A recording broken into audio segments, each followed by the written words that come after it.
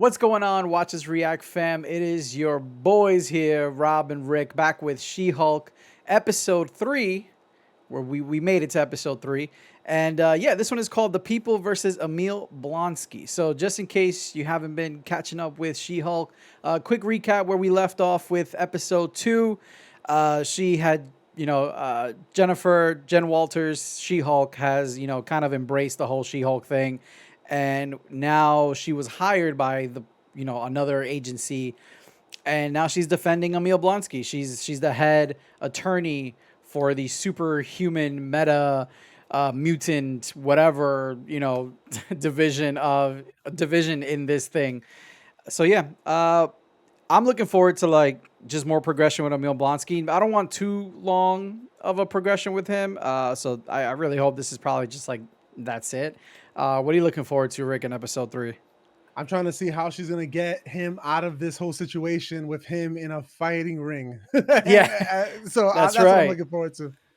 That's right. We're finally gonna get some answers of the whole Shang-Chi, the Shang-Chi play. Where they were fighting in the ring. If you guys haven't seen that, definitely check it out on Disney Plus. But also check out our episode 2 reaction, which will be linked in the description as well as over here. So, without further ado, let's go ahead and continue She-Hulk, Attorney at Law, episode 3.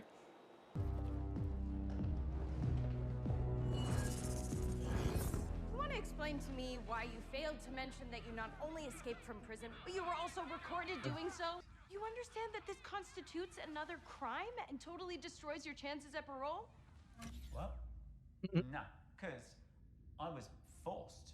Who forced you to escape this insanely high-security prison undetected? A sorcerer supreme of the mystic arts, and his name is... Wong. Just Wong. And his internet presence is a little chaotic. He's either a Wong out here. Are we gonna get Yo? We're gonna get Wong? Are we gonna get? Oh man, had a whole LinkedIn page, bro. I know you can't wait to see Wong. I get it. Cameo every week type of shows. That's not. Well, except Bruce and Blonsky and Wong. Just remember whose show this actually is. You got it. You got it. Okay, yeah, no worries. No problem. Safe to say, it's your name on the title. Statuesque green lawyer has been plagued by public backlash, with many questioning her qualifications. Hey. La La gran mujer verde.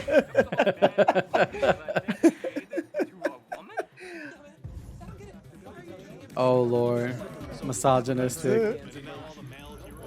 I have no problem with female heroes. I'm just saying, make your own. I don't know about y'all, but I'd smash. Make your own?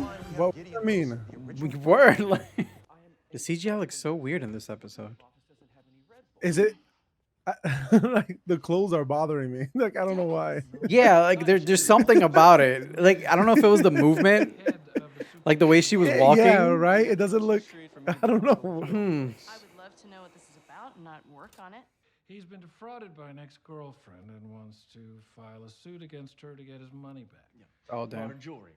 Flew her to Bali for a photo shoot. Paid off her Volkswagen Passat. Subscribe. But why the superhuman law division? The girlfriend in question is a shape-shifting light elf from New Asgard. Well, to be fair, I thought I was dating Megan Thee Stallion. I'm sorry. What? Oh my.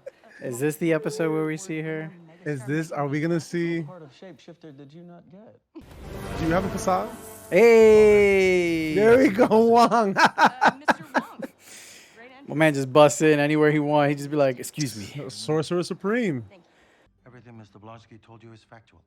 I extracted him from the prison against his own wishes because I required a worthy opponent as part of my training to become Sorcerer Supreme. And as Sorcerer Supreme, I insisted. So he was using the fight as like. Again. So wait, that's. So was there like a training thing? Like I need to face like a big villain or something in order to pass a test for Sorcerer Supreme? So you just. Not what I was thinking. So you just bust them out and bust just Abomination out. And he talks about Doctor Strange breaking rules, bro. Like. How much money in cash and gifts did you spend Oh, on Red the Bull. Megan Thee Stallion imposter? Oh man. 200. What? 180. I am not a fool. No, it's more like 175. Damn, I was close. Ooh, close. I was close. What is he talking? This guy is just. Oh no! Look, it says that's him on the phone. That's the elf. Wait, what?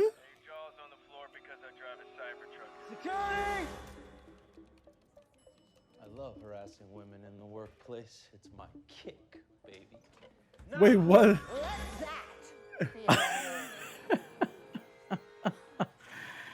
I don't. You guys know me. Wait, who are these?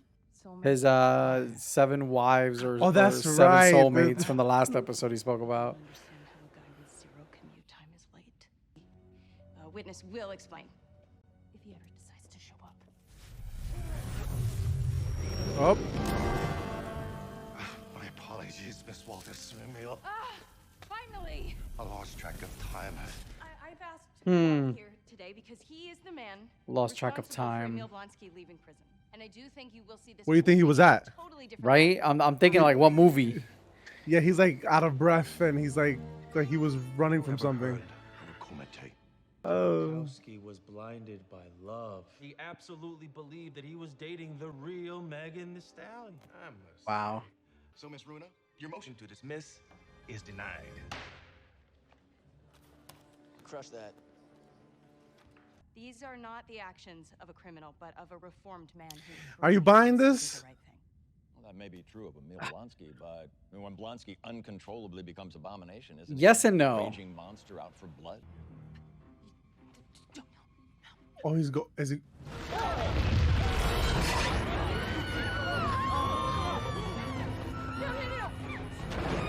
He's grabbing the Crocs. Look! No.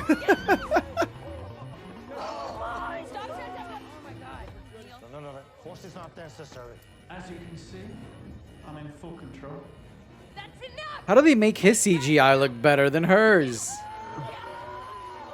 Thank you, Miss Walters. We will adjourn for today and consider all of the facts. We will reconvene once a decision has been reached. And please, let's get this man some clothes. Oh, yeah. And as for Mr. Wong, Just one.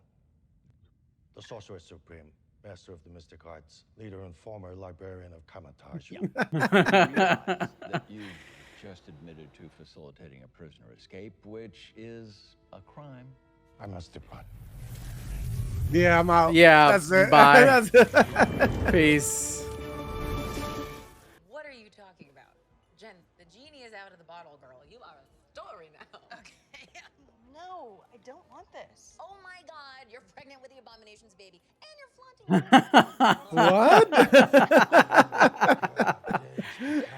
Oh man. You're gonna need that. Connecting the A and B story? Nice. How did you two work with them for so long? In your opinion, Miss Walters, do you think that Dennis Bukowski would believe that he could actually pull Megan Thee? Yes. Dennis Bukowski is an almost pathologically entitled man. He would absolutely believe that he's dating the real Megan Thee Stallion because he is truly that delusional. Dang. No further questions, Your Honor. Like he is so self-centered, gullible. That getting dragged. Right? I award full damages to I won this case by getting dragged. $175,000. In addition, we also sentenced the defendant to 60 days. Wow. Impersonating a judge. No, nine. That's right. Hey!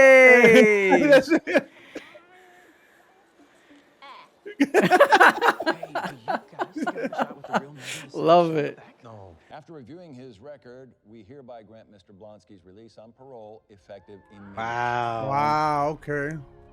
As a condition of his parole, Mr. Blonsky is prohibited from turning into abomination indefinitely and is ordered to wear an inhibitor in perpetuity. Any violation of this condition will result in his immediate return to prison. Understood. Thank you.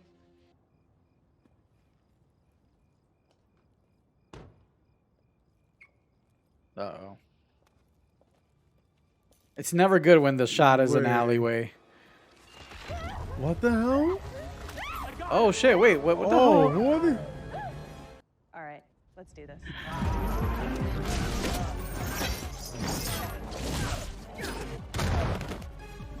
Bro, what weapons are those though? I don't know. That's what I'm more confused with this. Oh. Oh no. Oh, he was trying to inject her, or Did you get it? No. Once you turned into She-Hulk, I couldn't pierce that nasty green skin. Damn it. Boss gonna be mad. boss. Okay, I have questions. I have why? What's with the helmet? Wait. Okay. All right then. Well, okay, we got answers.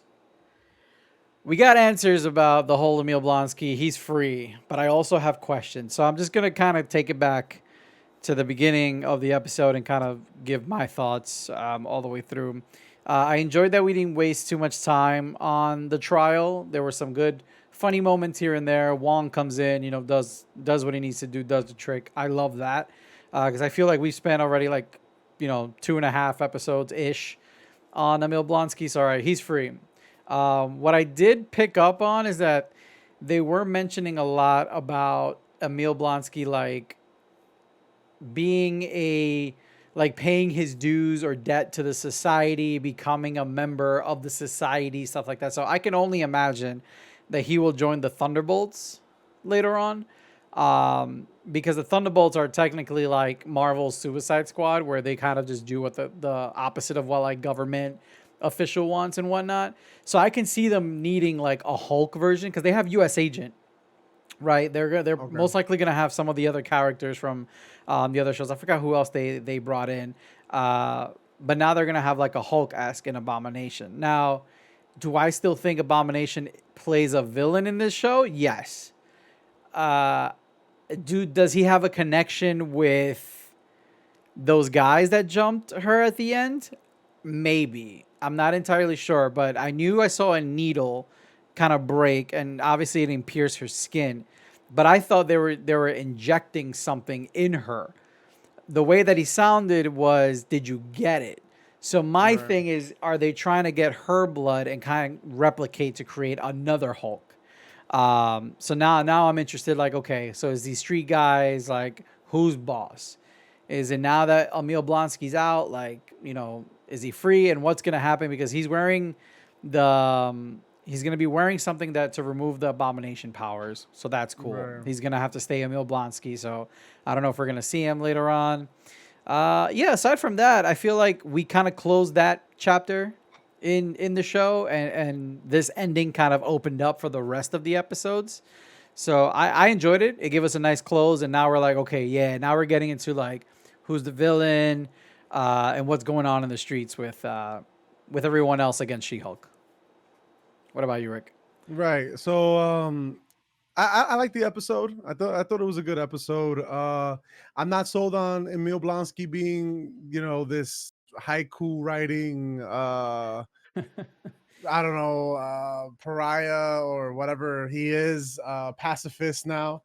I think it's a ploy. I think that like you were talking about the serum, how it, you know, amplifies who you really are and the traits that you have. So I'm really not sold on him being, you know, just a pacifist. And also at the end, they're trying to extract some of that blood. So I don't know if it's Emil Blonsky. Maybe he'll fill that role, like you said, of being like, you know, She-Hulk, and in contrast to She-Hulk is, you know, Abomination. Yeah. Oh, I You know what didn't I'm think of- saying? Yeah, So- I didn't think of that because he also said, "I'm in your debt." Right. So I don't know if okay, that makes more sense. All right.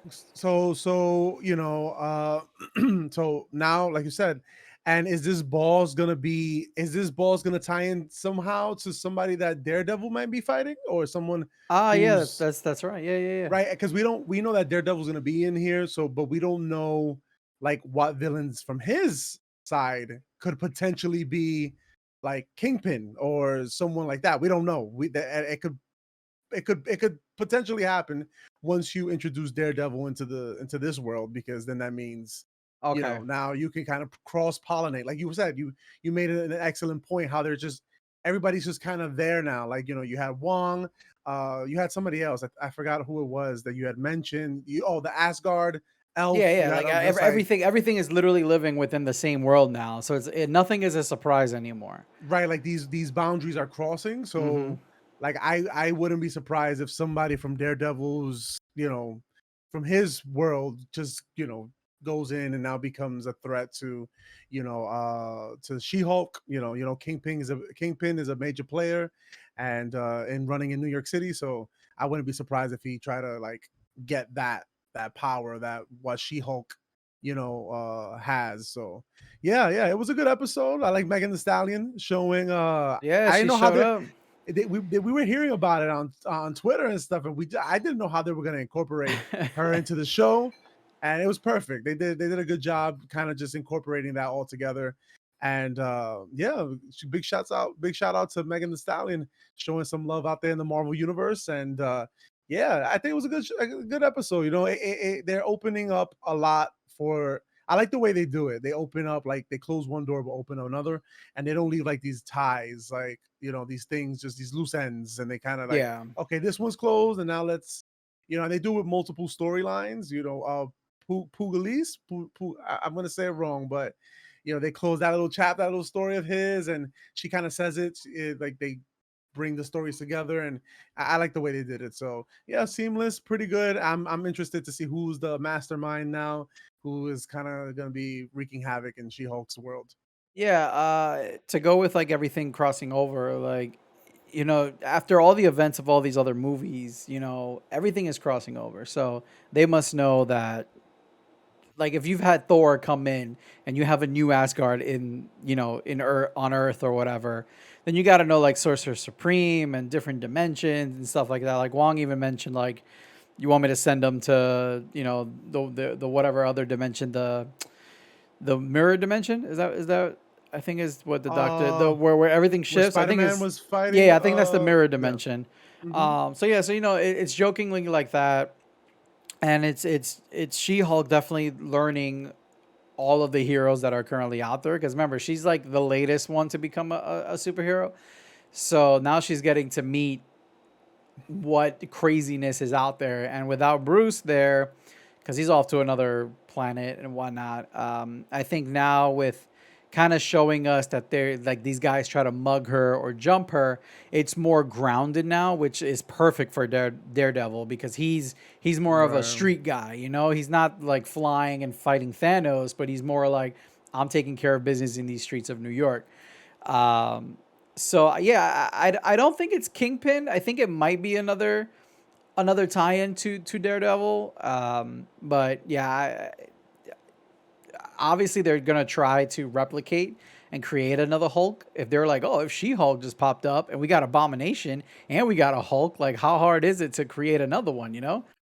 So I think they're gonna try and get the serum, create their own. Maybe they will. Maybe they succeed, and then they need a Hulk, like maybe Abomination, She-Hulk team up, tag team, against whatever they create. But solid episode, and to go on with what you said as well about how they tie everything in and these small little storylines. I think it works with these 9 episodes, and we spoke about that on episode 1. I feel like if it would have been like any of the other past Disney Plus shows and it being 6 episodes, this technically all of this would have happened in half of the season already.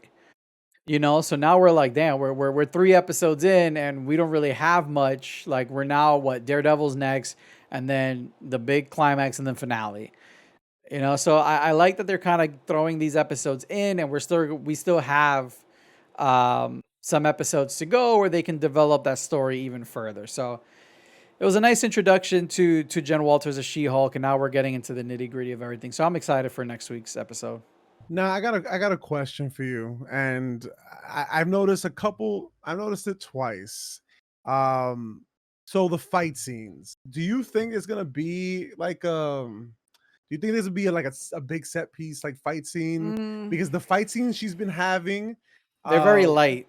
they're right. Like, she's not overexerting herself, or like, right, no, because when yeah. she because there was one part I thought it was cheesy, but I let it slide, is when Titania or Yeah. Titania Titania.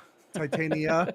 She does this weird flying kick. It looked like she had wires, so it kind of bothered me. And when she Yeah. punched her, she just like the next cut was her like laid Like, out. I'm the And superhero. It only took one shot.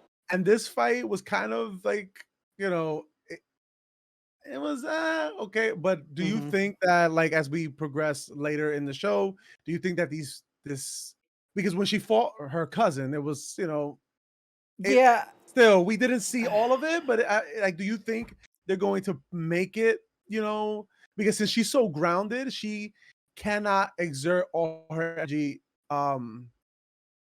She won't be able to exert all that energy. Like if she would like maybe fight an abomination, she'll be able to Mhm. have that big moment, you know, that and I feel Yeah, like yeah, yeah. I feel that's important for her character because like if they're going to eventually, which they are going to incorporate her in the, you know, Avengers storyline and stuff like that, I feel like, you know, there needs to be that moment. Do you think is going to happen in this season? Do you think that these fight scenes are going to continue kind of reserved and kind of like you know So, this like, part of me thinks it'll be somewhat reserved, but then we also wouldn't have gotten a lot of her, like, practicing signature moves against Bruce, like with the whole fan wave of the hands sequence, stuff like that. Like, I think those are things that are going to come back and she's going to, you know, act on. But I do think she's going to get her ass kicked.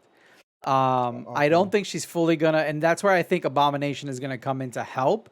Because you know, Abomination, he's been Abomination for all this time, so he knows how to fight, he knows how to control all of that. I don't think they'll set her up to destroy cities right away like they did with Hulk. I think she's probably gonna feel too cocky and sort of become like, wow, I am a Hulk, but I need, you know, maybe go back to Bruce's learnings in episode 1 where it's like, oh, you know, you're a hothead, you think you have it all easy. Like you just because you can control Hulk doesn't mean that there's not a Hulk in you, right? Cuz he you know, he was always asking like, you sure no one's in there controlling you or any other second mind, and Hulks are Hulks at the end of the day, you know, there's always going to be that second Hulk mentality where you Hulk out. Like Bruce was gone for a while when Hulk was out. In the original Abomination was out, where Emil Blonsky was like lost in the consciousness. So I do think we might see a blackout version of She-Hulk in the episode where she just like goes ham and maybe is gonna like kill somebody and then like kind of like taps in, or Abomination comes in and it's just like, no, like you're not supposed to do this, like, you know, you got to learn. And then we'll see the progression of her as She-Hulk through the other movies and the other shows. I don't think it's going to be that big of a sequence, but I do think we're still going to get something maybe in like an open area, like similar to how she fought Bruce, maybe on an island or something. I don't think they're going to have her like destroying cities and throwing cars and all this, but I do feel she's going to get her ass kicked. Okay. Yeah, that was that was my thought. I was like, because the more I see it, the more a lot of what we saw in episode 1 is piecing things together. Like, you know, him trying to teach her, like, I have this whole book, like I've been Hulk for 15 years and I'm just learning how to control it, and she's very, very cocky. So I think that's gonna come back to bite her in the ass, and then she's just gonna realize, you know, maybe my cousin was right, and maybe Abomination, you know, will help her and all this. So that's what I think. But it's like a midway. I think it'll be reserved, but I think the fight is not gonna happen in the city. I think it's gonna happen off site. That way she can cause like a little havoc here and there.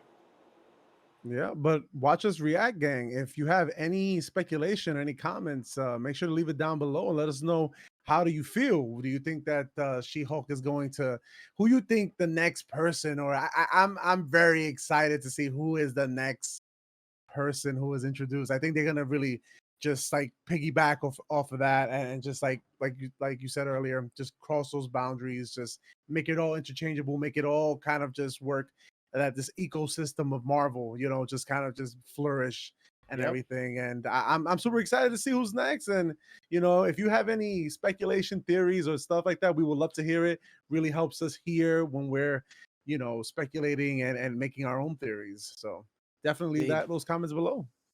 Indeed, indeed. So yeah, that was episode 3 of She-Hulk. Our thoughts. I feel like we went a little bit more in depth in this episode as compared to some of the others, because we've got a grasp of the show now. You know, we're at the meat of the show. So if you guys enjoyed this reaction, make sure to check out our other reactions. We still have Resident Evil up.